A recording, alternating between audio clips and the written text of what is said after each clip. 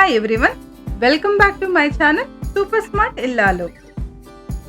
గోధుమలతో మంచి variety breakfast ని ఈ వీడియోలో చూపించబోతున్నాను. చూసేద్దాం. ఈ వెరైటీని మార్నింగ్ బ్రేక్ఫాస్ట్ కన్నా కూడా డిన్నర్ లో తీసుకోవడం వల్ల ఎంతో మంది హోమ్ మేకర్స్ కి చపాతీలు చేసే శ్రమ అనేది చాలా వరకు తగ్గిపోతుంది. మరి ఒక విషయం ఏంటంటే, హోల్ వీట్ తో చేస్తున్నాము కాబట్టి రిఫైన్డ్ ఫ్లోర్ అనేది లేకుండా దాంట్లో ఉన్నటువంటి పోషకాలు, ఫైబర్ అనేది మనకి బాగా లభ్యమవుతుంది.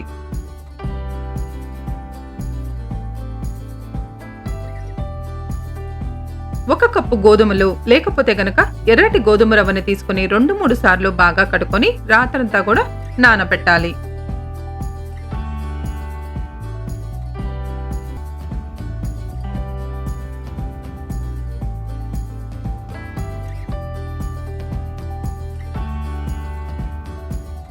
రాత్రంతా నానబెట్టడం వల్ల కొంచెం ఉబ్బి తెల్లగా కనిపిస్తాయి. గోధుమలతో పాలు తాగే వాళ్ళు కూడా ఈ విధంగా నానబెట్టుకోవడం వల్ల ప్రాసెస్ అనేది చాలా ఈజీగా అవుతుంది.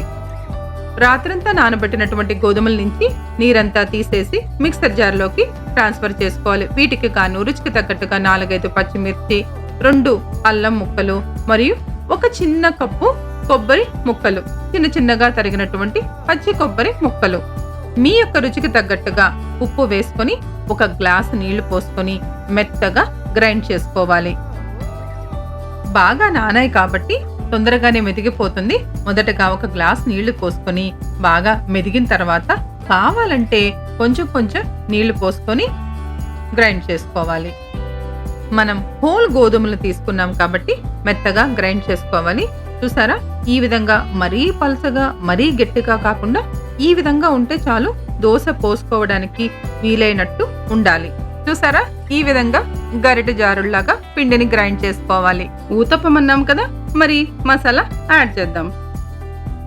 ఈ పిండికి గాను 1 టీ స్పూన్ జీలకర్ర మరియు 1 గంట ముందు నానబెట్టుకున్నటువంటి పచ్చనపప్పు, పెసరపప్పుని 1 నుంచి 2 టీ స్పూన్స్ చొప్పున వేసుకోవాలి.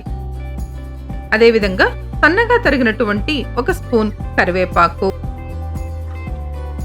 1 స్పూను సన్నగా తరిగినటువంటి కొత్తిమీర. ఈ వెరైటీని ఎక్కువగా నార్త్ కర్ణాటక వాళ్ళు చేసుకుంటూ ఉంటారు. ముందుగానే గ్రైండ్ చేసుకునేటప్పుడు ఉప్పు, పచ్చిమిర్చి వేసుకున్నాం కాబట్టి టేస్ట్ చూసి దానికి తగ్గట్టుగా ఉప్పు వేసుకొని సరి చేసుకోవాలి. ఇంగ్రీడియంట్స్ అన్ని బాగా కలిసేటట్టు కలపాలి. ఈ రెసిపీలో నాకు బాగా నచ్చింది ఏంటంటే ఫైబర్ ఒకటి, మరియు చేసుకోవడం చాలా ఈజీ. అదే కాకుండా చపాతీలు చేయడం శ్రమ అని చాలా మంది ఫీల్ అవుతూ ఉంటారు. అటువంటి వాళ్ళకి ఈ రెసిపీ ద బెస్ట్. ఈ దోశ పిండి మీడియం కన్సిస్టెన్సీతో ఉంటే దోశలు చక్కగా వస్తాయి. పెనం వేడి చేసుకుని మామూలు దోశ పోసుకున్నట్టే పోసుకోవాలి. మీడియం ఫ్లేమ్లో ఉంచుకొని ఒకవైపు కొంచెం కాలేంత వరకు ఉంచాలి.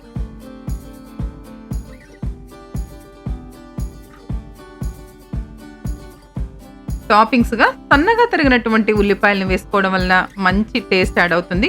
వీటితో పాటు కావాలనుకుంటే క్యారెట్ తురుమును కూడా వేసుకోవచ్చు. కావాలనుకుంటే స్పైసీనెస్ కోసం సన్నగా తరిగినటువంటి పచ్చిమిరపకాయలను కూడా వేసుకోవచ్చు.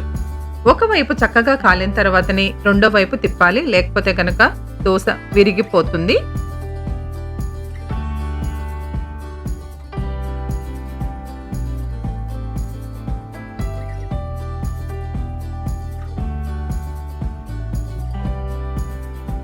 క్యాలరీస్ తక్కువగా ఉంటాయి కాబట్టి వెయిట్ లాస్ కూడా ఈ రెసిపీ ది బెస్ట్. 2 వైపులా చక్కగా కాల్చుకుంటే గోధుమ ఊతప్పం రెడీ. ఈ దోశల్ని వేడివేడిగా కొబ్బరి చట్నీతో కన్నా టొమాటో పల్లీల చట్నీతో తింటే చాలా టేస్టీగా ఉంటుంది.